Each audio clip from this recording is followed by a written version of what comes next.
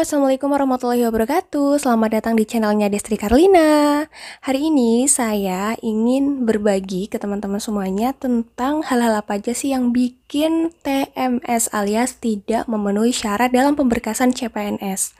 Nah, untuk informasi kali ini saya ambil langsung sumbernya dari BKN, jadi teman-teman gak perlu khawatir.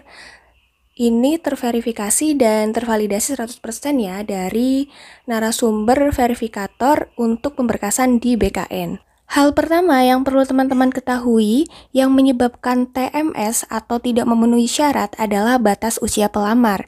Jadi di sini tuh kasusnya bisa jadi saat melamar terjadi perbedaan data nih teman-teman antara data di ijazah dan data di KTP. Misal, data di KTP itu lebih mudah dari data di ijazah. Biasanya di ijazah itu ada data tanggal lahir dan itu keduanya tuh harus match antara yang di ijazah dan yang di KTP. Nah, misal diketemukan data yang kurang match, yaitu kurang dari 18 tahun dan lebih dari 35 tahun ketika mendaftar ya teman-teman. Jadi patokannya ketika mendaftar CPNS, maka itu akan menyebabkan TMS. Kemudian yang kedua adalah pernah terpidana penjara berdasarkan keputusan pengadilan. Nah, mungkin ketika pemberkasan melampirkan nih pernyataan bahwa tidak pernah melakukan pidana penjara atau hal lainnya, tapi ternyata hal itu tidak benar diketahui mungkin dari sumber lain, dari pihak lain, maka itu juga akan dinyatakan TMS. Dan gimana alurnya ketika diketahui seseorang itu pernah dipidana penjara, itu akan dilaporkan dulu nih ke instansi, kemudian baru ditindaklanjuti ke BKN, seperti itu.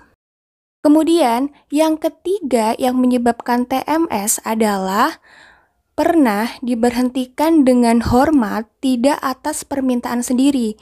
Jadi perlu diperhatikan nih teman-teman, pernah diberhentikan dengan hormat tetapi tidak atas permintaan sendiri. Nah, ini juga menyebabkan TMS. Atau diberhentikan tidak dengan hormat sebagai CPNS, PNS, TNI, Polri, baik di pemerintahan maupun non-pemerintahan.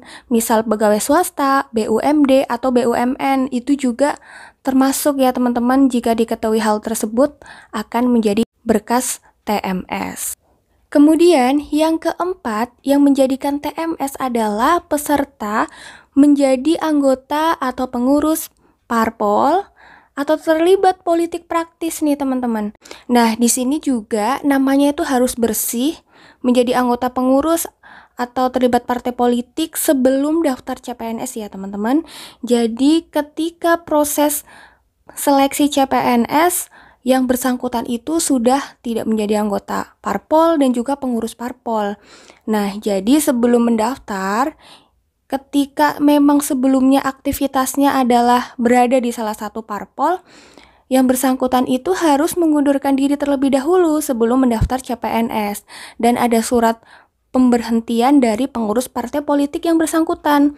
Nah, di sini perhatikan tanggalnya juga. Jadi tanggalnya itu harus sebelum yang bersangkutan mendaftar seleksi CPNS.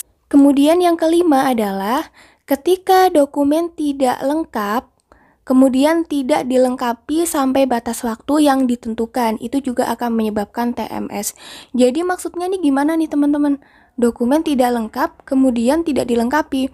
Jadi misal ketika teman-teman sudah mengupload data di SSCN, tetapi diketahui bahwa teman-teman tuh ada yang salah nih untuk menguploadnya. Misal ngupload surat keterangan sehat tapi ketukar untuk SKCK. Atau di DRH-nya ada yang salah nih. Nah, di situ nantinya teman-teman akan dapat notifikasi melalui WhatsApp dari instansi teman-teman. Jadi ketika teman-teman sudah dikirim notifikasi nih melalui WhatsApp, tapi teman-teman tidak melengkapi sampai batas waktu yang ditentukan, itu nantinya akan tidak lulus atau tidak memenuhi syarat di pemberkasan. Nah, mengenai hal ini atau mengenai notifikasi melalui WhatsApp nanti akan dijelaskan di Q&A. Yang ketujuh, yaitu kualifikasi pendidikan tidak sesuai. Nah, Untuk hal ini, nantinya pihak verifikator dari BKN itu akan melakukan double check. Nah, apakah formasi yang dibutuhkan ini sesuai dengan formasi yang dilamar oleh peserta? Apabila diketahui ternyata tidak sesuai, maka itu akan statusnya menjadi TMS. Nah, bahkan sebelum di double check oleh pihak BKN, ini tuh sebelumnya difilter dulu nih di bagian instansi. Walaupun sudah dilakukan di instansi, nanti pihak verifikator BKN-nya pun juga akan mengecek kembali apakah kualifikasi pendidikan sudah sesuai atau belum. Nah, itu tadi adalah beberapa hal yang menyebabkan TMS atau tidak memenuhi syarat. Dan semoga teman-teman semuanya yang sedang dalam tahap pemberkasan dilancarkan pemberkasannya dan tanpa ada suatu kendala apapun. Jangan lupa like, komen, subscribe, dan share ke teman-teman kalian yang mungkin membutuhkan informasi ini. Dan semoga informasi ini bermanfaat. See you!